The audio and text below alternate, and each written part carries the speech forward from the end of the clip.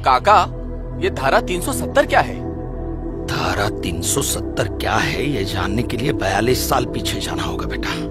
अंग्रेजों ने to nation theory के तहत हिंदुस्तान के दो टुकड़े कर दिए, एक हिंदुस्तान और पाकिस्तान। पाकिस्तान की बहुत इच्छा थी कि जम्मू कश्मीर का विलीनीकरण पाकिस्तान में हो जाए, और राजा हरि सिंह चाहते थे कि कश्मीर एक स्वतंत्र देश रहे। वो न हिंदुस्तान में विलीन होना चाहते थे न पाकिस्तान में, और तब पाकिस्तान ने खूनी खेल खेला। अक्टूबर 1947 में पठानी कबायलियों को जम्मू कश्मीर के खिलाफ उकसाया, कश्मीरी पंडितों का कत्लेआम करवाया। ऐसे हालात देखकर राजा हरि सिंह ने घबराकर नेहरू जी से कहा, कृपा करके आप कश्मीर को बचा लीजिए। मैं ऐसे हालात में चाहता हूं कि कश्मीर का विलीनीकरण भारत में ही हो जाए, सेना भेजिए। लेकिन जब तक भारतीय सेना कश्मीर पहुंची बहुत देर हो चुकी थी। न जाने कितने कश्मीरी पंडितों का कत्लेआम हो चुका था। कश्मीर का 1/3 हिस्सा पठानी कबायलियों ने अपने कब्जे में कर लिया था। लेकिन अपनी इस नीच हरकत के बाद भी पाकिस्तान बाज नहीं आया।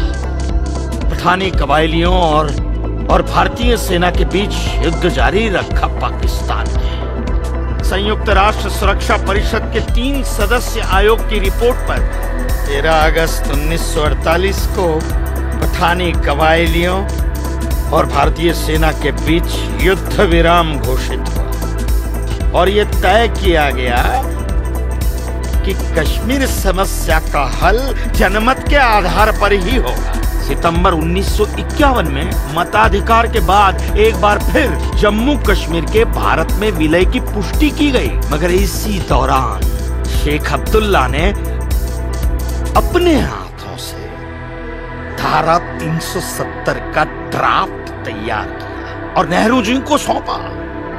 सरदार पटेल और आम्बेडकर साहब की मर्जी के खिलाफ 1952 में नेहरू जी ने इसे लागू भी कर दिया। इसी धारा 370 की वजह से नेहरू जी ने कश्मीर को एक ऐसा विशेष दर्जा दे दिया जिसमें जम्मू कश्मीर राज्य ने हिंदुस्तान से अपना एक अलग संविधान स्थापित कर लिया।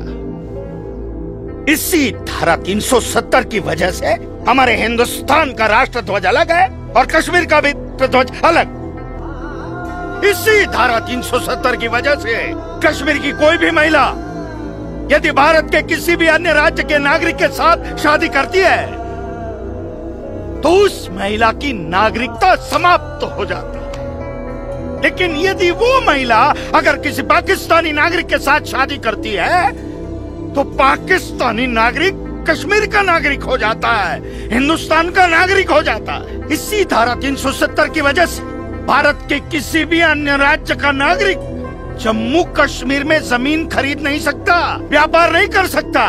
लेकिन जम्मू कश्मीर का नागरिक भारत के किसी भी अन्य राज्य में जाकर अपना व्यापार कर सकता है, जमीन खरीद सकता है, कुछ भी कर सकता है। अरे ये बिग लैंड एबोलिशन है, क्या है पता है? यदि जम्मू कश्मीर का कोई भी मुसलमान जमीन ठेके पर लेकर खेती करता है तो कश्मीर की सरकार उस हिंदू को बिना मुआवजा दिए वो जमीन जबरन उस मुसलमान को दे सकती है। ये है बिग लैंड एबोलिशन एक्ट, ये है धारा 370-35 से, और इसी का नतीजा है ये गिरधारी जी का फैसला। और सिर्फ यही नहीं, ये जो सरकार की ऋण निरस्तीकरण योजना है ना, इसके अंतर्गत उन सारे मुसलमानों का कर्जा माफ कर दिया जाएगा जो उन्होंने हिंदुओं से लिया। बताइए, सरकारी नौकरियों में 5% का आरक्षण हिंदुओं के लिए किया है। सारे हिंदू कश्मीर से चले जाएं, यही चाहता है पाकिस्तान और यही चाहते थे शेख अब्दुल्ला।